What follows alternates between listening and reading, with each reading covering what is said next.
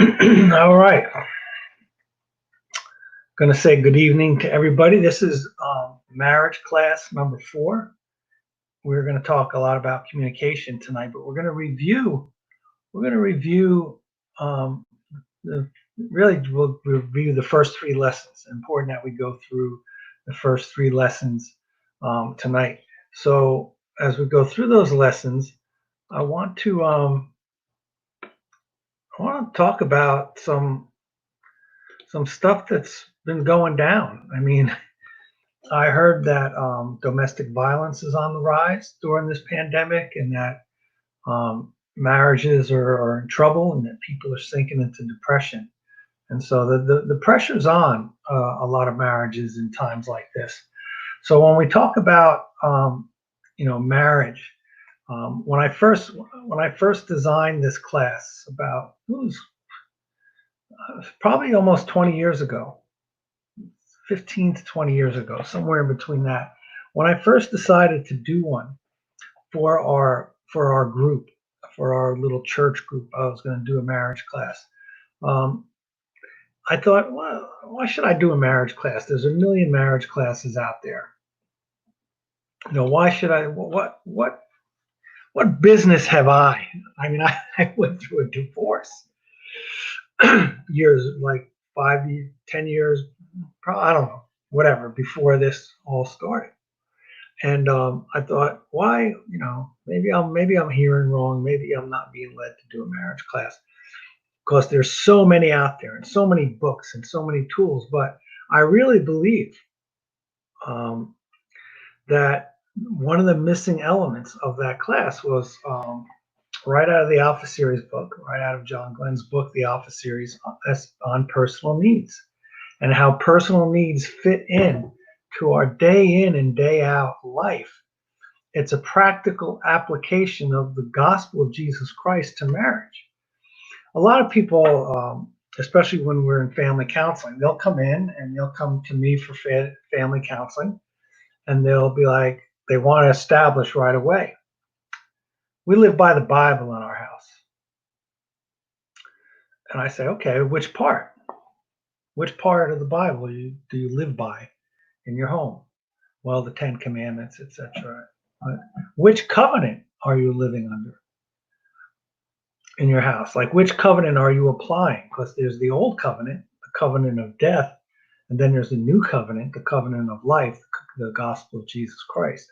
So what we're looking to do here throughout, because tonight there's going to be an emphasis on tools, is we're looking to how does my relationship, as for me, my relationship with God Almighty, with Jesus Christ, influence and relate to how I am married, how I treat my wife. How does it relate to my marriage? Just that God has these rules of what I'm supposed to do, which, when people talk about marriage, and well, what does God say about marriage? Most people, the only thing they know is, well, we shouldn't get divorced. We shouldn't get divorced.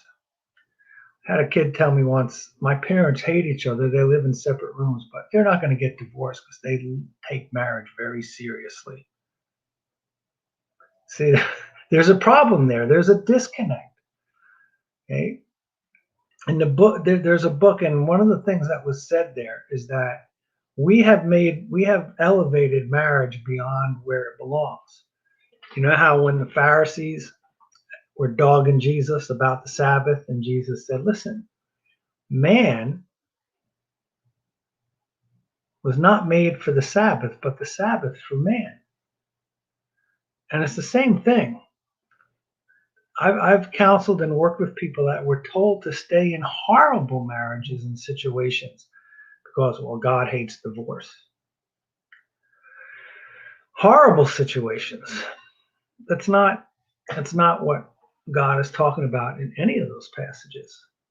So when I review, one reason I'm saying that, when I review personal needs and not trying to get your personal needs met from your spouse and it's your job to love them, a lot of people mix that up and they stay in abusive situations because they say, well, that person can't meet my personal needs, so I have to figure out how to love them even though they don't love me. If you're in an abusive situation, you get out.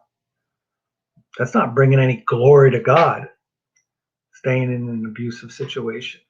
So with that said, and those little housekeeping rules out of the way, we're going to review some things tonight. Okay. Now remember that we all have and are born with a set of needs that must be met, and these needs are directly related to our relationship with our Creator.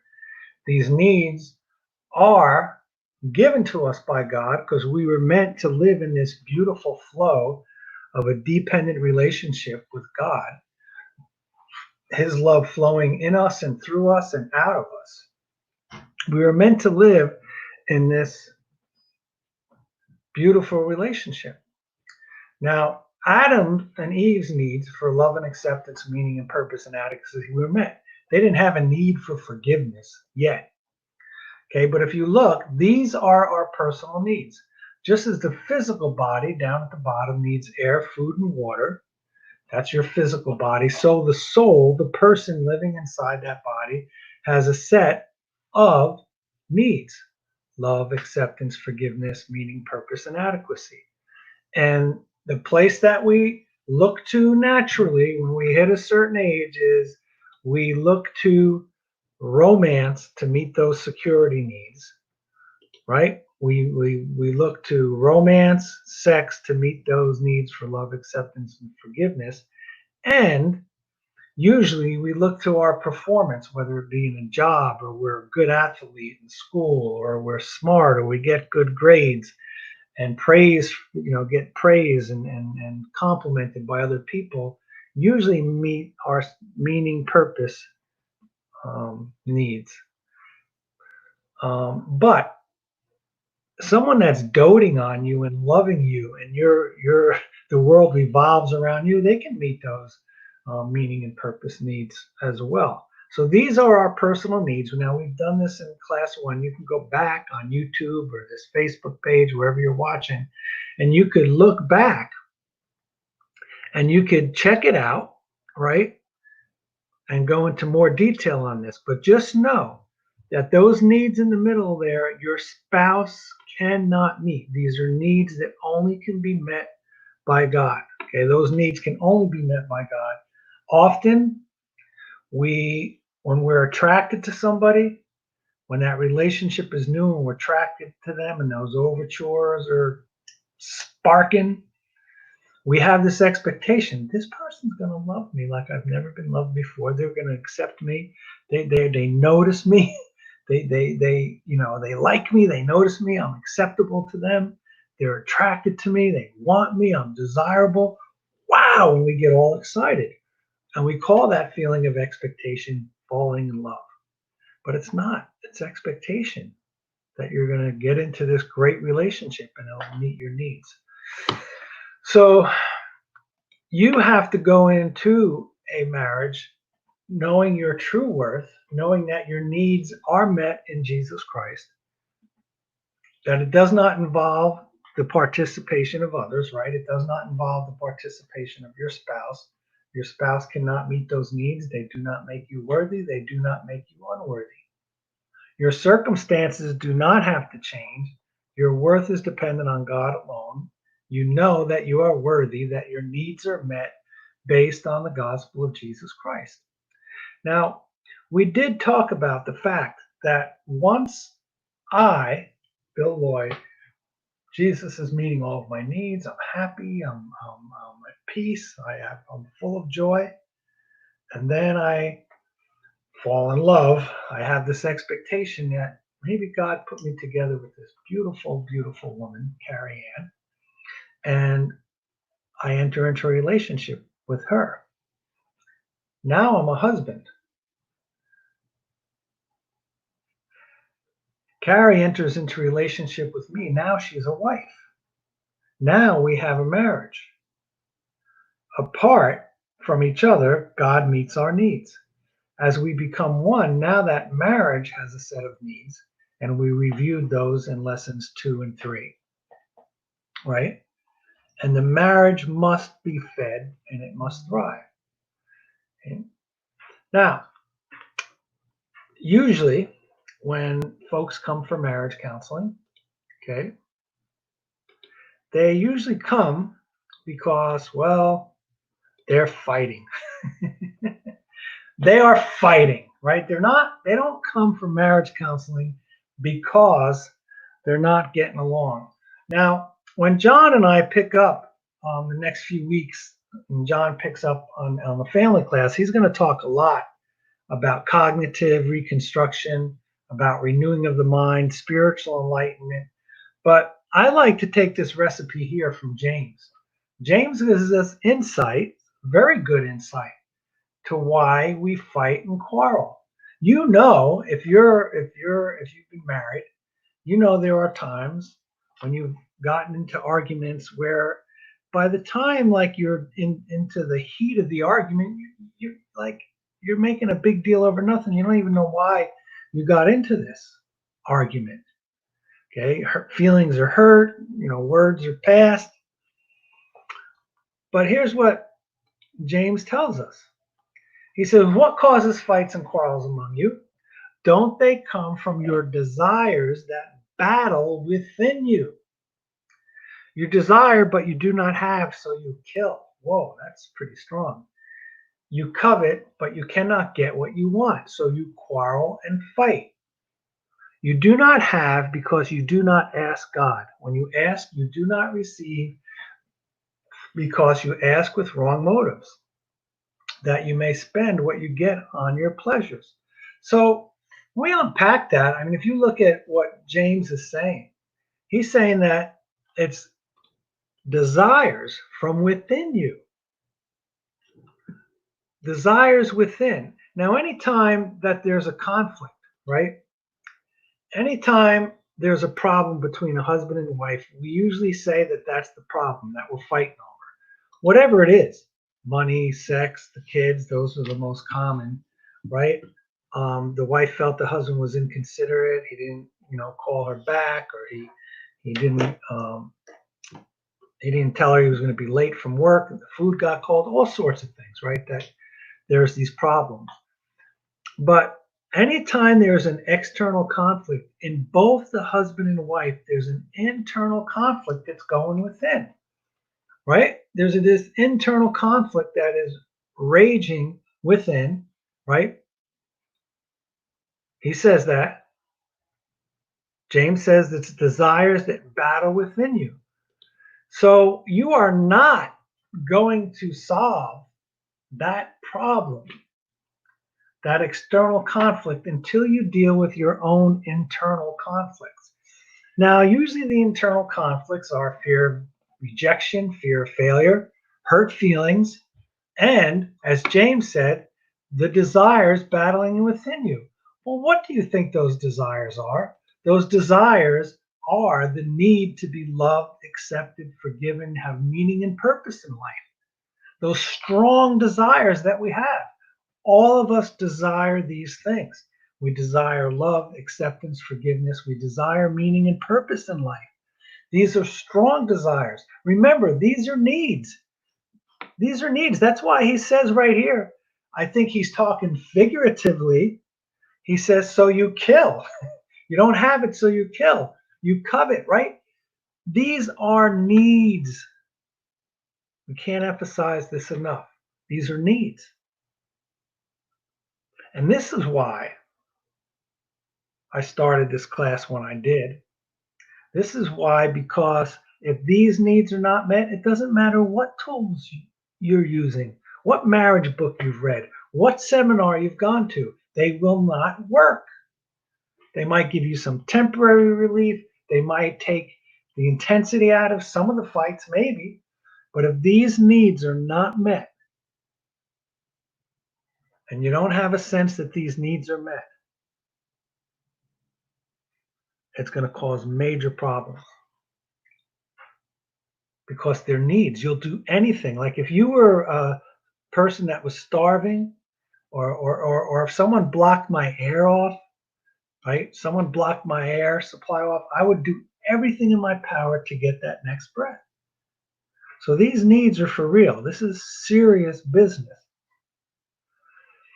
And one of the problems with religion is when people get into a relationship with God, they get into a relationship with God that does not meet their needs. Because now they have another person rejecting them, another person that's watching them, another person that's not approving of them. Religion is the enemy of the gospel of Jesus Christ, right? Because God has met these needs in Jesus.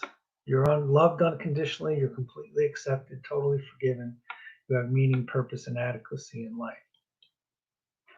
In fact, this Thursday night in the Alpha class, we're going to talk about the new covenant and how it's different and how the beauty of the new covenant meets every single one of those needs. So when if you find yourself in the heat of it, here's what you need to back off, right? Because James is telling us, right? You desire, but you do not have. You have to ask yourself, what do I want? What am I not getting? Have I asked God for these things? Am I making it a personal need? Okay, that is key. Are you looking to your spouse? Are you looking to your spouse or the resolution of the problem to meet those personal needs? In other words, is your worth based on, or your sense that you're loved, accepted, forgiven, and have meaning and purpose based on the outcome of your argument or based on whether or not your spouse is loving you the way you want them to?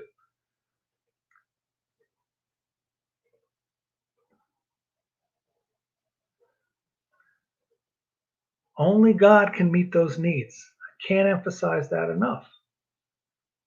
And remember, God set you free and made you worthy so you could live a life of love. You, my brothers and sisters, were called to be free, but do not use your freedom to indulge the flesh. Rather, serve one another humbly in love. Now, when we get into, there's lots of other tools. Okay, James tells us to be quick to listen, slow to speak, slow to become angry. We're going to talk about that in communication. So when you're fighting and quarreling, it's good just to back off, take a deep breath, and say, listen, I've told my family, listen, I'm fouled up in my thinking. I'm screwed up here. I need to get my act together. I usually say, I have to think about that. I have to think about what you said or the situation. And what I'm really saying is I need to go and spend some time alone with God, confessing that I'm looking to everything around me to get those needs met and just thank Him and meditate. Okay, I don't have to go. It's not like I have to say, okay, I got to go get God to meet my needs. He's already met them, right? It's not that, oh, yeah, I got to get God to meet my needs. No, He's already met them. I have to go and just breathe and spend time with the Lord and kind of remind myself and ask Him. You know how He says, have you asked God? Ask God. God, show me that my needs are met. Show me that I'm loved, accepted, and forgiven. It's going to take time, especially if you've been, presented with an angry God, a disapproving God, a distant God. Okay, we talk a lot about our union with Christ, becoming one with Christ. That Christ lives in us and we live in Him. He's not far off. He's not distant. He's not separate from His creation. In Him we live and move and have our being. God is bigger and greater than we can imagine. I mean, when you really sit and contemplate His grandeur, the fact that He created everything, the fact that He's in all things, through all things, over all things, that He's bigger than the universe. When you think about that and you contemplate, and He tells us He is love. And He tells us, as Richard Rohr said, that He would rather die than be in the sin counting business. That He gave His very life to us and for us, and now that life is in us and through us. We are loved, accepted, forgiven. We have meaning and purpose. We are treasured by God. He loves us. He set His heart upon us. So that's where your source is. And you remind yourself, take deep breaths and remind yourself. So we're going to talk about communication. Okay. Remember, Marriage is oneness, and the oneness is body, soul, and spirit. Now, usually marriages deteriorate from the top down, right? If the couple is not spiritually one, looking to God to meet their personal needs, knowing that God put them together, allowing God to meet their personal needs, okay, it's going to affect their personal life in a great way. They're not going to, it's going to break down communication, right? It's going to break down the ability to work together as best friends. It's going to break down because you're going to be scrambling to get that other person to meet your needs. And then usually, then physically it goes. There's no sex. And that's one of the complaints, especially the men, that they're not having enough sex or whatever. But that's an indication that the top two are off. So this oneness, in order to use the communication tools that we're going to talk about tonight, you have to know that those needs at the top are met, that Christ has met all of your personal needs. You cannot mix those up. Cannot mix those up. Now, let's talk about communication, okay? Because this is usually the number one thing that breaks down in marriages, okay? And communication is very, very important. Now, there's different levels. At A, we just have pleasant sharing on all levels. Karen and I talk about everything and anything. We have our theological talks when we talk about God and the mysteries of God and the mysteries of heaven and the mysteries of the beauty of the world. Um, we both school teachers, so we'll talk about our day. I like to tell her jokes. We just talk about everything. I taught she has two sisters and a brother that she's close with that she talks to. We'll talk about what's going on with them and phone calls that we had. I'll talk to her about my family. Um, she'll talk to my family. So there's pleasant sharing on all levels, and then there's planning. Planning things together, whatever it is. Um, we had a roof leak, so we had to get a roof, and then we had to get gutters put on. So we planned on how we were going to do that, planning, our kid's birthday or when we're going to hang out with the grandkids, or, we planned a cruise one time, planning things together, doing things together. Then there's problem solvings when problems come. They could be, the car broke down, the air conditioner, that involves that, but also problem solving between one another, miscommunication, um, you know, forgetfulness. There's all sorts of things, and this C and D kind of go together, where you have peaceful conflict resolution, whatever that conflict may be. So A and B are pretty easy, um, but I really believe that you constantly have to be in the A category, and I'll tell you a little story about that later. But when we talk about conflict, okay, that's where the desires come. Tim Usery, in his book, um, Timothy Usery wrote a book called The Coward's Guide to Conflict. And in it, he says there's 7 ways we typically deal with conflict in relationships. One is denial. We deny that there's any kind of problem. What's wrong? Nothing. What's wrong? Nothing. Right? Then there's avoidance. Right? Now, denial and avoidance are close, but denial is that both people involved, they know there's a problem. They just avoid talking about it. They don't want to talk about it. They don't want to address it. So they just kind of will either do small talk or they won't talk at all, and they'll just avoid it.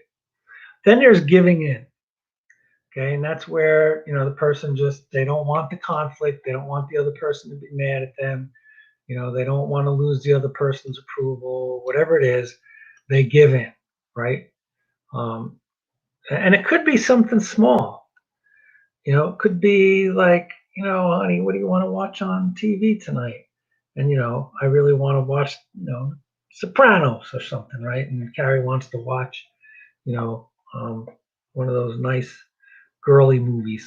They call them chick flicks, right? And I'm like, so I don't want to upset her, and I want her to be happy, so I just kind of give in, right? Now, there's a big difference between honoring and giving in, which we'll talk about because they look exactly the same, right? Honoring and giving in, 7 and 3 might look exactly the same. It all has to do with the motivation, right? But giving in, I mean, there's a lot of They say there's a lot of give and take in marriage, but giving in, remember, is avoiding any kind of conflict, right? Avoiding the other person's anger or displeasure or manipulation on any level. Okay, so giving in. Now, a lot of times we give in because we were bullied, right? Number 4 is bully. Okay, it might be, it could be physical, it could be you raise your voice, you bang your fist down, it could be that, you know, I'm going to withdraw my approval, I'm going to withdraw communication. Um, Women will use sex as a weapon sometimes, because guys are much more needy in that area, I find. And, you know, I had, the husband in a marriage counseling say, whenever if I disagree with her, she'll say, don't look to me for anything. And I know what she's talking about, right? So that type of thing.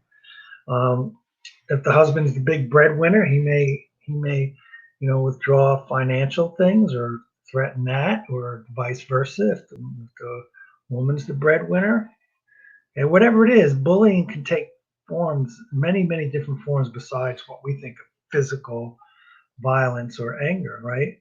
So usually bullying and giving in go together. Now, if you look at it, those first 4, of course, are dysfunctional ways of handling, okay, of handling conflict. Now, compromise is when both sides give up something to reach a conclusion, right? Both sides. And a lot of times, the simple compromise is give up your need to be right. Give up your need to be right and just, drop it, so to speak. But there's a lot of different ways to compromise. There's a lot. I know a couple that, the he despised the idea of going on a cruise, and the wife, it was her dream to always go on a cruise. So, the wife came and said, "Listen, um, is there, there's these different kind of cruises. Is there somewhere you'd really like to go, and maybe something that you'd like to do?" And she said, "Look, there's casinos right on the. You like to play cards. You like to gamble. You could do that. You can hang out there a lot." And they talked about it, and that's little compromises like that. There's all different ways of compromise, and a compromise, both sides give up something to resolve the conflict. Now, in win-win, neither side gives. This is real skillful. Neither side gives anything up in the conflict. Neither side gives anything up. They both gain something in the solution. They both gain something. And then there's honor. Okay. And like I said, honoring can look like giving in, but it's all motivation. So if um, we're arguing about what we're going to watch, and I just love my wife and I want her to be happy, I want to bless her with something, I will say, yeah, let's watch what you want to watch. Let's do what you want to do. Okay. But there's this other idea of honoring, and that's found in Philippians 2, where we're to take on the mind of Christ and give up our rights and become a servant. That's the kingdom. That's the kingdom of God. You know how we pray, thy kingdom come, thy will be done? You pray that his kingdom comes right into your marriage. And when his kingdom comes into your marriage, the king of our kingdom is Jesus Christ. And Jesus Christ emptied himself. He didn't use his power to lord it over people. He used his power to come under people. He gave up his rights. He submitted. He laid down his life. And One way that we love each other like Christ is to forgive, to honor one another. Okay, forgiveness is a high honor. Forgiveness is a great gift from God. Forgiveness was God's first move with us so that he meets all of our other needs. So look for ways to compromise, negotiate a win-win, and to honor one another in conflict. All right. Now, this internal conflict that we talked about, right? Now, there are tools for resolving that internal conflict. Okay, and those tools are number one, if you've been keeping score in your marriage and the person has hurt you and disappointed you over and over again, and you've been keeping score, or there's just anger that's built up, you need number one to do a resentment list, right? See, a lot of times we let rejection and hurt layer upon layer upon layer upon layer. And you find yourself irritated with your spouse. You find yourself getting your feelings hurt easily. Well, if I had a cut right here on my arm, an open cut, right? And I took like a straw and poked at it, it would hurt. It would hurt. I'd be like, right? Because it's an open cut. Now, if you poked me somewhere else with that same straw all over my arm where there's no cut, it wouldn't bother me. So a lot of times we've stuffed so much. We've given in so much. We've stuffed so much. We've allowed so much that we need to do a resentment list. And there, I won't go into that, but it's it's part of the 12 steps. People use it as part of their principles of dealing with resentment, but you've got to deal with resentments. You've got to get to the root of the rejection, the root of the hurt. So you've brought all this baggage into your relationship. Okay, so it's gonna, there's a lot there. So I find that when people really get really honest about their resentment and their pain, then a lot of times the secondary issues go away. They're not fighting and quarreling as much. So that's one tool, is a resentment list. Now the trip in is really good, and emotional management are two tools that I'm going to review at the end. But basically what it is, it's dealing with your emotions on three levels to trip in. Your emotions that you're feeling, your thoughts, what you're thinking and believing about that situation. And it always comes down to this, which we talked about quite a bit, is I will be worthy if, right? I'll be worthy if such and such and such and such. It's coming back. It's always going to come back to this, right? All right. Now, emotional management looks like this. You're honest with God about your feelings. It can be a full-fledged vent, right? You wait for God to change your feelings. You ask God to show you how to love your spouse. You step out on faith, no second guessing. Now, I want to take these one by one. If your spouse hurt you and they hurt your feelings, a lot of times it's unintentional, a lot of times it's intentional. But we don't want to say or do things that will later regret and make the situation worse. So if you're really hurt, you're really angry, the best thing to do, and I found this over and over again, is to be honest with God, meaning make it a matter of prayer. Take it to the Lord. I mean, God invites us. It says he daily bears our burdens, right? And he invites us. It says, cast your cares upon me. And what better place to practice that in a marriage, right? He's always inviting us. So casting your cares upon God. When you take your raw emotions to God, he's big enough to handle it. Okay, so I'm upset with my wife, and I'm I'm not very nice. Like, nice isn't like part of my makeup. It just, I don't know why, but that's not how, you know, that's not, I mean, I'm not nice. So what I'm trying to say is that when I'm mad, like, it's not as bad, but early on in the marriage, like, my emotions could be like, oh, I'm so mad, right? And then I say things, and Carrie calls it talking Jersey. See, Carrie's from the Midwest where people were pretty calm and nice, and I grew up, on the East Coast of New Jersey, and I don't know, it's hard to explain, but it's just different, geographically different. But be honest with God about your feelings means you can go to God and you can tell him exactly what you're feeling. Raw, just bango. And I found every time I've done this, he he shows me, like, what do I mean, seriously, he shows me that, first of all, does God love my wife?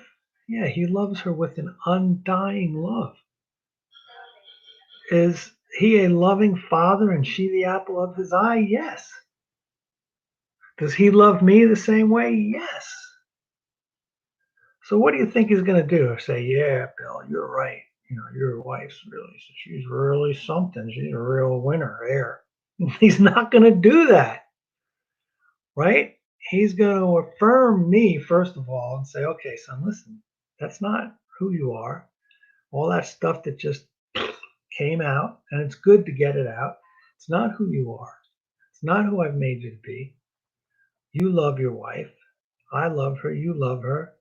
And usually when it comes out, it's like, oh, it's not even that big of a problem, right? So you let God speak to you. Now, when I say wait for God to change your feelings, you know how he's going to change your feelings? He's going to change your feelings by changing your thoughts, by giving you his thoughts, by giving you his mind, by speaking to you directly.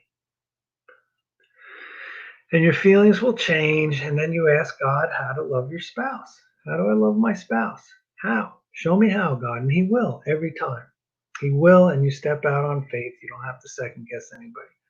All right. We're going to talk real quick about listening. Okay.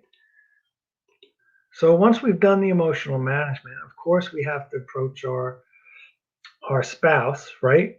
Do the emotional management. Then we're going to usually have to talk things out.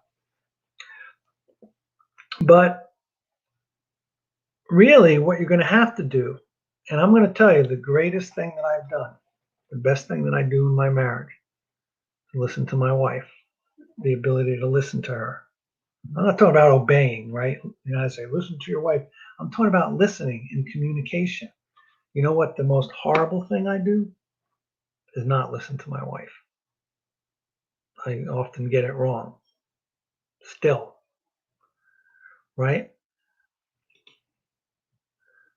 Okay, so when we talk about listening, okay, listening skills, we're not talking about hearing. Hearing is the reception of sound. Listening is understanding and remembering what is heard. Now, without active listening, look at this statistic. The average person misses 75% of what is heard. Now, the reason why I went right into listening after this step of ask God to show you how to love your spouse, I find one of the greatest ways that I could love my wife is to listen to her. Okay? You share a feeling, you cut the emotional burden in half. True listening, total concentration on the other is always a manifestation of love. And I will tell you, especially the way we're built, especially for the men, one of the greatest gifts you can give your wife is to listen to her, to just listen. Now, here's some barriers to listening. Ordinary noise, right? Don't sit down and have a serious conversation with your wife trying to watch the football game at the same time. Your phone's down, you're unhooked from everything else. Also, closed mindedness, that dualistic thinking that the conversation has to have a right component and a wrong component, that dualistic thinking. Distractions within, we talked about that. We talked about the internal conflict going on in those desires, right? Remember, you have to make sure that you know that God has spoken to you, that your needs are met, that He's affirmed you, and you're going to listen with an active listening posture to love your spouse. Defensiveness, we'll talk about the defense mechanisms. And then this is classic, classic. The reload syndrome, right? And that's usually when you're trying to win an argument. While the person is talking, you're thinking about what you're going to say next, right? And you're looking to reload. Now they do this in arguing, but they also do this sometimes when Carrie's talking to me. I'm trying to think, well, how can I help her? What can I say to help her? And I'm trying to review. And you miss things that way. Okay. I remember one time I was teaching a class, and any questions at the end, a couple people raised their hands. I called on the first guy, right?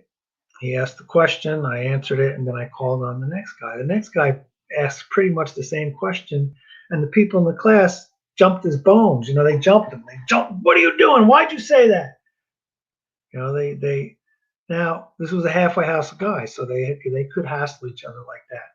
So I said, wait a minute. I said, you were thinking about your question, how you were going to ask your question when I was talking to this guy over here. And they said, yeah, right. So those are all barriers to listening, right? And the reload system is not good. Now, we have created elaborate systems to shield ourselves from negative emotions, change, and criticism. These are all common. You probably know them all, but I just want to review them real quick so that we can be aware of them and not do this. One is denial. You deny there's a problem. You deny you're upset, angry, or depressed, right? And that's going to get you nowhere. That's not going to get you to first base. Or denying you did something you really did is a form of denial. It is the same as lying, but different because it's a built-in automatic response. No, I didn't do that, right? We learn this very, very young because we don't want to get in trouble. We don't want to lose approval. Whatever it is, it's right away, I didn't do it. And that usually goes right along with projection, right? I didn't do that, and then somehow you try to throw it back, right? You avoid facing your feelings or actions by accusing someone of the same feeling. Now, passive aggressive people are classic at this. They're angry, but they're stuffing it. They don't let it out, and they express their anger in passive ways, spiteful ways, and they usually get their partner really angry, and then they say, why are you angry all the time? Right? They're not expressing anger, they're passive, right? They subtly push buttons and they're passive, and the other person, they blow up. You're like, a husband refusing to talk to his wife, and she wants to talk to him, and she kind of is after him a little bit. Then she blows up and, oh, gee, why are you so angry all the time? Why are you hassling him all the time? Right? Reversal. When someone points out your emotion or fault, you point out something negative about them. Why do you hate me? Nothing I ever do is good enough for you. You are making a big deal out of nothing, right? Those types of things. That you hate me part, kids are classic with that, right? Kids, the parent is correcting the kid on something, and the kid says, why do you hate me? The parent now is going to try to convince the child that they don't hate them, and they're talking about how they don't hate them. Guess what you're not talking about? The issue, right? That you're trying to correct. You're not talking about that anymore. All right, so rationalization. You create a logical argument, and you overthink a situation to avoid guilt or blame. Well, I wouldn't have spent $1,000 at the store if you would spend more time with me. Just think of all the money we would have to spend if I divorced you. Right? Rationalization, right? I wouldn't if you didn't. Okay, that type of thing. Now, those are defense mechanisms. Those are big, big barriers to listening, right? It goes along with the reload syndrome and the rest of them. So we have to avoid those. We have to be aware of ours. I'm a big reversal type guy. That's usually my choice. All right, let's look at active listening. Active listening. Okay, active listening involves eye contact, right? Facial expression, right? That your spouse knows you're listening. Posture, you can lean forward, sit at eye level. Okay, you could use gestures, nodding in agreement so that they know you're with them. Or you might grimace in confusion, smile to support, grimace to emphasize, raise eyebrows to show surprise, right? These are all nonverbal feedback. Now, they say that about 70% of our communication is not the words, it's paralanguage. Paralanguage involves everything but the words. Okay, and it, like, I could say, the three words I love you. If I say it, I love you, right? That's one way. What if I said, I love you, right? That's a little different. What if I said, I love you, right? That's a whole different meaning right there, right? So it's facial expression, it's body language, it's tone, it's all of that. How many times has one spouse said to them, all I said was, and they say the words, but not how they say it. I'll never forget. I remember one time that this um, there was this situation where a group of lifeguards, we were going to go to this pool for training. So we went, and our captain was there, but there was a swim team getting ready to practice. So the coach of the swim team came over and talked to our captain. And our captain was like, you could see him mad and irritated. In fact, when she was coming over, he says, I can't stand this woman. And he said, oh, we're not going to get in anyone's way. We're just going to swim over here, maybe in this lane. She left, and the manager of the pool came over and said to our captain, hey, so and so just told me that you said you don't care, that you're going to swim and you don't care what she says. And he looked at us and goes, did I say that? And I wanted to say, yeah, kind of. And your body language and your tone, you definitely said that. He said worse than that. See? So your physical, okay, active listening is very important. And those are the ways you actively listen. If you want to know a very good book to read about listening, was actually one of the best books I've ever read, was by Larry King.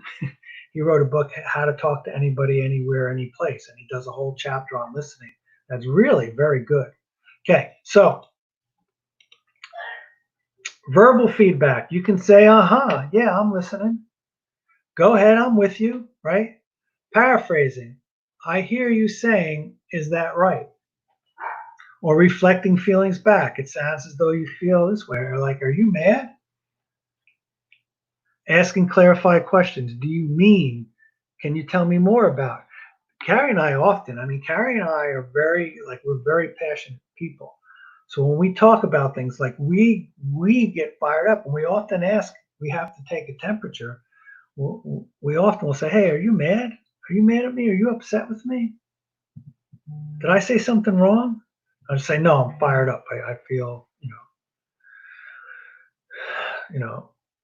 passionate about these things. Okay, so listening. I'm telling you, listening is one of the is the flip side, like communication. We think is talking. There's so much. I think the number one thing that we really need to learn to do is to really, really listen and to really understand the other person's point of view. Look at our nation. I spoke now. Here's an example of like what listening involves really, really understanding. Now, a while ago, I preached a sermon, and someone approached me, and they said, or they asked if I was a universalist. Okay, and I said no. I said I hope so. I said, but not necessarily. No, I'm not. And they said, oh, good, because, and they said, this is what universalists teach. Now, I've read a lot of books by Universalists. If you don't know what I'm talking about universal reconciliation, that in the end, all people will come to and through Christ and then be in heaven forever. That's just a side note. But the person said, oh, because this is what, and I've read and I understand their argument 100%. And what he spouted off and displeasure with these people was nothing at all what they teach. So, really understanding, if you're going to argue with somebody, make sure you understand exactly what their point of view is, exactly where they're coming from. I mean, that's needed now more than ever, but it's needed in the home. Usually, a lot of times in marriage counseling, you have an objective person there because they're talking over each other, they're talking, under each other, they're talking at each other, and they need a third set of eyes on the whole situation and get people to listen to one another, to listening. All right, now I'm going to end with what I call the marital lies. Okay, these are lies that I've seen in counseling situations, and these are marital lies. These are lies that trip people up. Okay. Before we do that, we're going to look who's out there. Dar's in the house. How are you doing? Sharon from Ohio is in the house. Connie, hello. Rosie, Denny, Federico from Colombia, Kim Bass,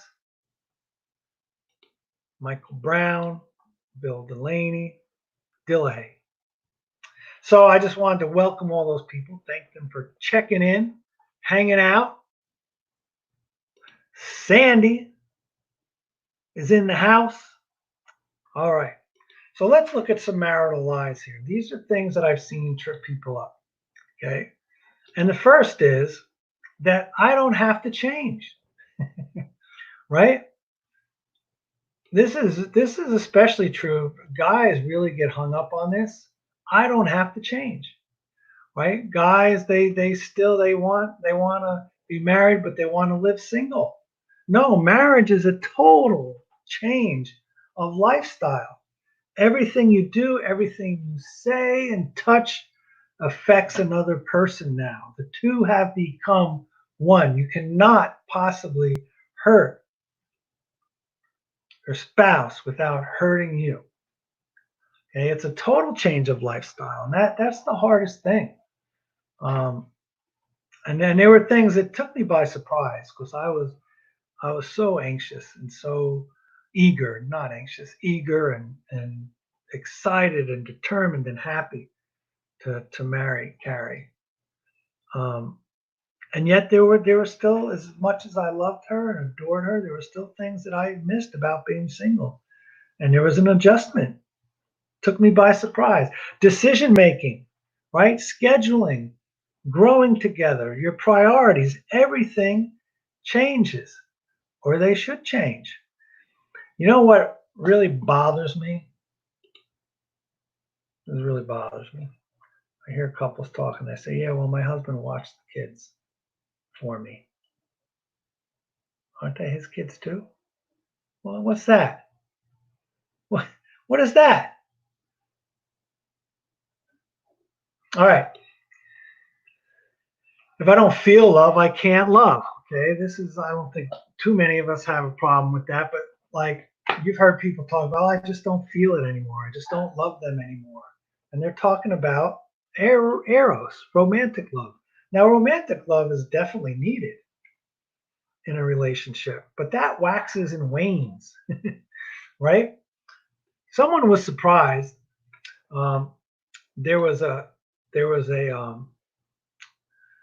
Carrie and I had been together like 5 or 6 years, and there was a girlfriend, a new girlfriend of a relative, and I think I think the relative pointed out to the girlfriend what I did for Carrie, and they said, "Well, they're still in the honeymoon phase." She thought we had just gotten together, and I always say, we don't ever have to We don't even, the honeymoon never has to end. There'll be pauses, lots of pauses, but you don't have to end that like those things that you did in the beginning. Like when I hear about, well, he told me that he liked to go on walks on the beach because I liked that too. And then after we got married, he didn't want to go for walks on the beach anymore. That really happened. He just said, "Yeah, I like walking on, the beach too," because he wanted to win the girl. Well, you better go walking on the beach if you did it before. You better suck it up and walk on that beach for real. So the idea is that love isn't a feeling, it's an act of your will. And yes, the romantic feelings will wax and wane. And usually this is said when you're attracted to somebody else. And you might at some point be attracted to somebody else, but you work through that, right? Do the things you did at first. Always do them. If I don't feel love, I can't love, right? But there's erotic love, which is eros, which is romantic love. But then there's philia, which is to be very fond of. You like somebody, like when you say, I love spaghetti and meatballs, right? But then there is eros, agape. Agape is the type of love that lives in you. It's God's love that lives in you. You can always love with agape love because God is love and God lives in you and he empowers you, he equips you, and he equips you to love. Now, agape love is initiating, sacrificial, unconditional, it's eternal and intelligent. And when we get into the family class in the next few weeks, we're going to talk about those 5 types. But to overcome this lie of if I don't feel love, I can't love, okay, know that the Bible talks about, and that in the Greek language, there's 3 words for love. Eros, which is the love between a man and a woman. They're erotic, okay, romantic love. Then there's being very fond of, right? Which you want those 2 in your marriage. You have to have those 2. But if those 2 are waxing or waning, if these 2 are waxing or waning, you have agape love. And that's what we're called to love one another with. And if we do that consistently, the others will take care of themselves. Okay? Now, the last marital lie, and there's more, these are just the 3 most common I've seen, is you owe me. You owe me. And this is where, in fact, John talked about last week in the class. John talked about, you know, keeping score. And we talked about how we noticed that 10 years seemed to be such a make or break mark for couples. And that's because they've been keeping score. If you think you owe me, like I've done all of this for you, now you need to do this for me, or you should be doing more for me, or because you've hurt me and disappointed me, I don't forgive you, you're going to have to work it back. You're going to have to pay me back. You're going to have to make up for it. You owe me. That's a lie. Okay? We owe each other the continuing debt to love one another.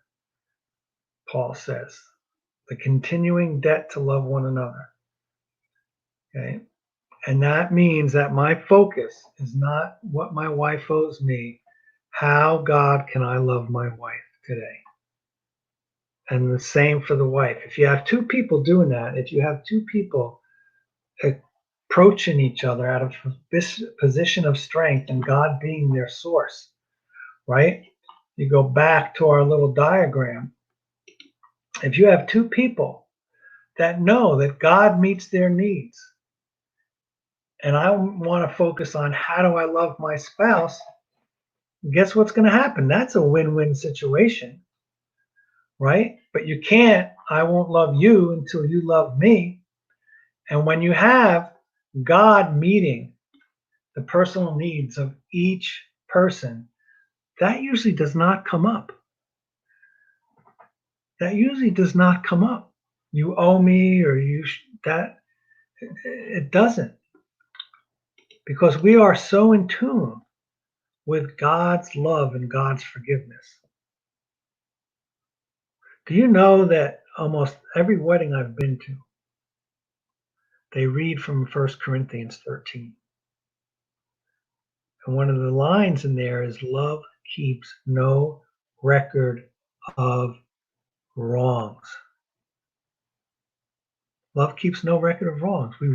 We read it. Forgiveness. Forgiveness is the way out of most of our messes.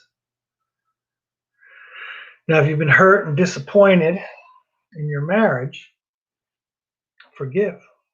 The only way out of all of our messes, that you seek forgiveness, one for another, and forgive each other. And it's a beautiful, beautiful gift.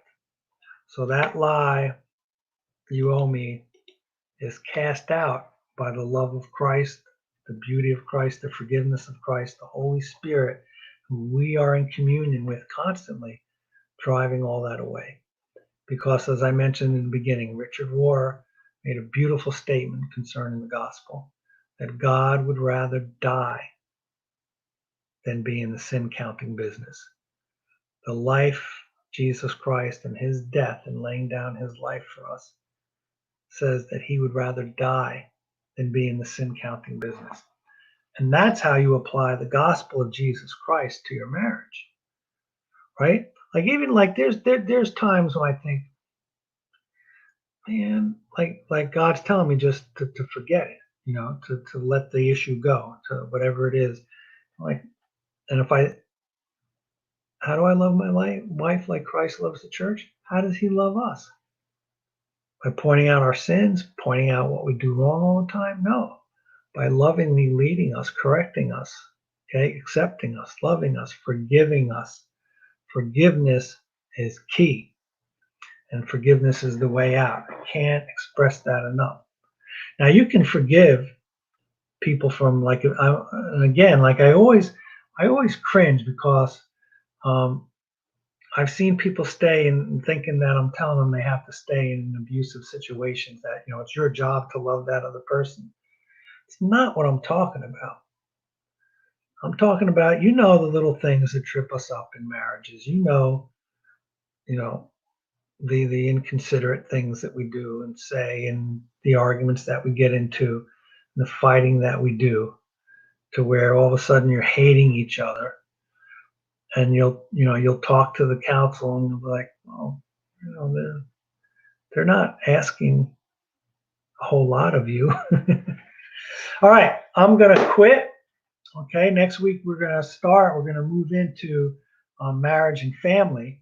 We're going to talk about applying the gospel of Jesus Christ to the family.